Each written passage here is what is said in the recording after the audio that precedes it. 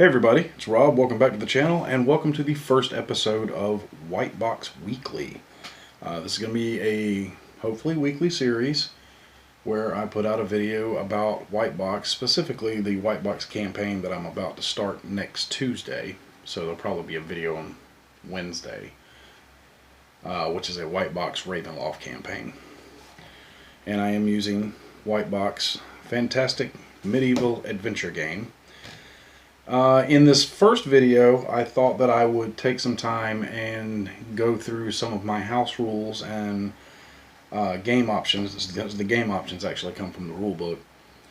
And like I said, house rules that I'm using in pretty much all my white box games. And in the next video, I'll talk about some of the additional rules that I'm adding in to give the Ravenloft feel to my game and where I got them from. Let's see. So White Box is an OSR game. It has ascending and descending armor class in here. There are multiple options in here for things you can do, optional things you can do for your game. I'll tell you which ones of those I used and which ones I created on my own that I'm using in my game. Let's see, starting with rolling attributes. When you roll attributes in my game, you get to roll 3d6 6 times, but then you get to place them where you want on your stats. I've always hated the rolling down the line thing, so I don't do that. That also helps you put the stats in the right spot for the character you want to play. Hit points. I always give hit points, max hit points at level 1. So that's the max hit die plus the con modifier, good or bad. Spell books. Magic users get a spell book to start with. And remember, this is starting at level 1. They start with Detect Magic and Read Magic in their spell book. And then they have a choice for their starting spells. They can choose one first level spell of their choice to be in the spell book, or they can make a random roll for 2 other spells to be in their spell book. Let's see, here's one that's going to irritate some people, is that I allow dwarves, elves, and halflings to advance to 10th level in all classes unless the class doesn't go that high. And I get it, you know, back in the day, Gary wanted the game to be, you know, human-centric, so there were downsides to playing these demi-human classes. I don't care about that, and they definitely do not have enough of a buff from being a demi-human to justify them not getting to advance to 10th level like humans do. So at my table, they can advance all the way up. Now, it does give you specific languages and stuff that dwarves and elves can pick, but there's nothing specific about it for humans and halflings, because you have to remember old school D&D was a lot of the referee or the DM or the dungeon master putting things in the game that they wanted to emphasize on. If you didn't want to worry about languages, you didn't have to worry about languages. I do like having individual languages. So what I did for humans and halflings is if they have an intelligence of 11 plus, they can speak 1d4 common languages like dwarven, elven, goblin, hobgoblin, orc, kobold, gnome, gnoll, ogres, whatever. If they have a 15 plus in intelligence, then they get to speak 1 additional language as well, which is a special language that they get to choose. And special languages in my games are like Draconic, Abyssal, Celestial, things like that. The game is also very loose on how you do encumbrance, because some people don't even want to worry about it. I do to a point. So what I do is when it comes to your general gear, you know, your sleeping blanket, your backpack, your torches, candles, things like that. That's standard gear that everybody runs with. Your rations, candles, I already said candles, chalk, all that stuff. as long as the player character isn't going overboard with an insane amount of stuff, if they're just carrying a reasonable amount of stuff, then I consider all of that grouped together as one 10-pound block. Like you don't have to keep track of the weight on each ration and piece of chalk and this, that, and the other. It's just, you could have that stuff at 10 pounds. Because then you're only really worried about your armor, your weapons, and treasure that you pick up weighing you down. And the way I figure encumbrance is whatever your character's strength is times 10 is the amount of pounds that you can carry without being encumbered, which seems to work out fairly well. We've been doing it for a bit. Now, once they become encumbered, if they get over that, just there's either encumbered or not encumbered, simple as that. But if they become encumbered, their base move is cut in half, and they take -2 to all dice rolls until they are unencumbered again. Another thing that I do, because I do like to play the 0 to hero style game, and your attributes, unless you're just really lucky, don't tend to start out super great, and it only goes to level 10 anyway in this game. The way I do it is when you get an ability advancement, an attribute advancement, every time you gain a level. You can increase one ability by +1.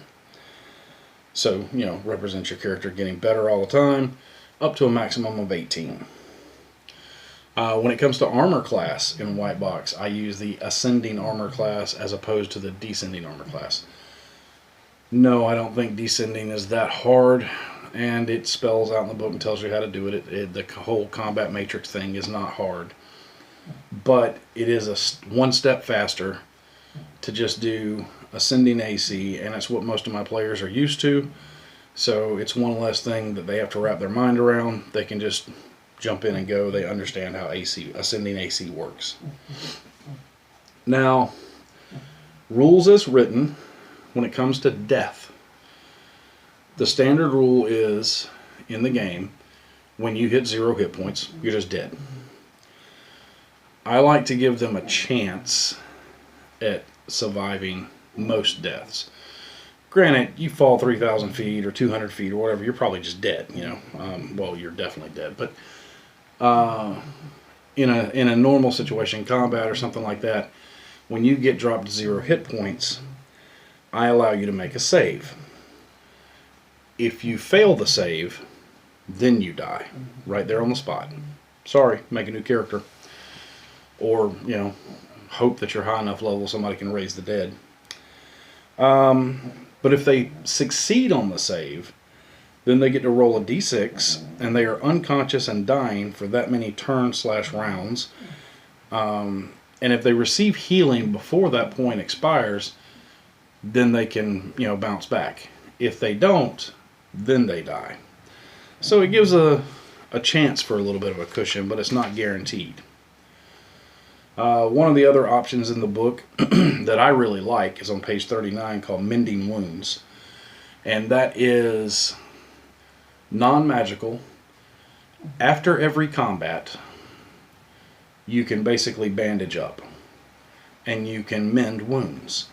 And you can mend a d6 points of damage. Now, you can only do it once, and you can only do it after a combat. And you can't go, say you only took a point or 2 in this combat, and then you go into another encounter, then you take 4 or 5 points.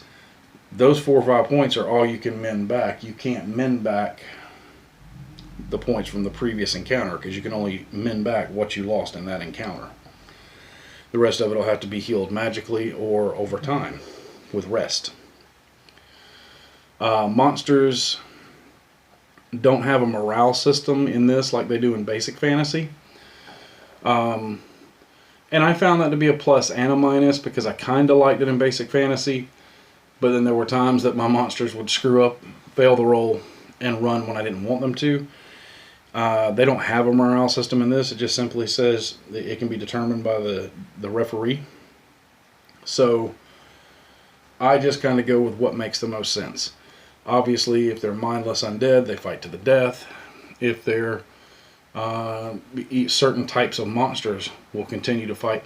But most things, if they have even a little bit of intelligence and self-awareness, are not going to continue doing something that is killing them. They're going, if they get down to a certain point, they're going to try to run away. So I just go with looking at the combat and what makes the most sense in the combat, and if it's time for the monster to run, then they'll try to run. Doesn't always mean they're going to get away. You have 2 versions of saving throws in the book that are available to use. You have the standard saving throw matrix, you know, the save versus death and poison, magic and wands, so on and so forth, just like most other versions. But then you also have the easier single saving throw number, which isn't tied to any one particular thing. It's just you have a save up, let's say 14, and at level 1, and it gets better as you level up, and you're just trying to roll over that number. And certain races or classes will give you a bonus to certain, you know, types. Like thieves might get a bonus to the roll if the save is against a trap, or dwarves might get a bonus to the roll if the save is against magic. And that's it. It makes saves a whole lot easier to keep up with. So, and that's in the book. I'm just pulling from there. Let's see. The only other house rule that I really use is, so like staves have, they have a bunch of different types of staves that you can get, but all of mine pretty much work the same way. When it comes to consumable magic items like potions of healing and potions of invisibility and things like that, they obviously have a limited number. You know, you use them once and they're gone. Most other things have a limited number of uses called charges, and using abilities off of it. Each ability usually costs a charge, sometimes 2 charges if it's a really powerful ability. But through play, we have determined that we didn't like the way it was in the book, because basically you take a magic item, like if I give you a staff of power, it says it on the staves, most staves have 200 charges. That's a lot of charges to eat through, and it can be really overpowering in a game if you gave it out or rolled it randomly, however you decided to do treasure. So we tried a couple of different things to tone it down a little bit, but still have cool magic items in the game. And I think the reason they give staves 200 charges is because they want it to last for a long time. So what I did with really cool magic items like a staff of healing or a staff of power or something like that is they don't have a number of charges that when it runs out, it's just a staff. So like a staff of power, a staff of healing, something like that, instead of having 200 charges, it gets a D6 charges every morning at dawn. And it resets. If you didn't use any, if you had 6 the day before and didn't use any, the next morning you roll a 2, you got 2 for that day. And there's no way to change it. So it makes it to where you can't just be like, okay, well, I'm just going to use my staff and keep pumping fireballs into this thing until it's dead. No, you're not going to have enough charges to do that during the day on big things. So doing a D6 charges every morning at dawn allows us to keep the magic item in the game permanently for the most part, but also limit its use by the day. And we seem to like it really good because we've tried it out in my games, and like I said, it just seems to work. That's really the only house rules that I use for White Box. I do have a couple of things dealing with corruption and fear and stuff that I'm going to be using for the Ravenloft campaign, and I'll do it in our White Box Weekly episode 2 video next week. I'll talk about that stuff. If you play White Box or Basic Fantasy or some other retro clone or whatever, or maybe just regular D&D, what house rules do you use, or what is the most unique house rule that you think you like that you've put in your game?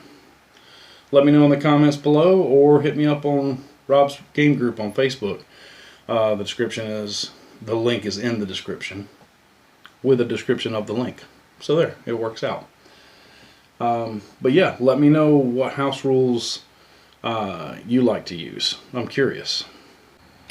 Well, I hope that you found something in that video useful or something you could take away from it. Either way, I appreciate you watching this long. Don't forget that we have the link to the Amazon wish list for Rob's Game Group in the description of every video now. You can click on that, check out the wish list.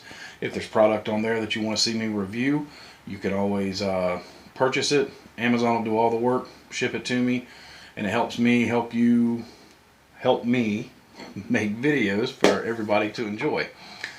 Also like, share, subscribe, all that jazz. And until next time, my friends, good gaming and good luck.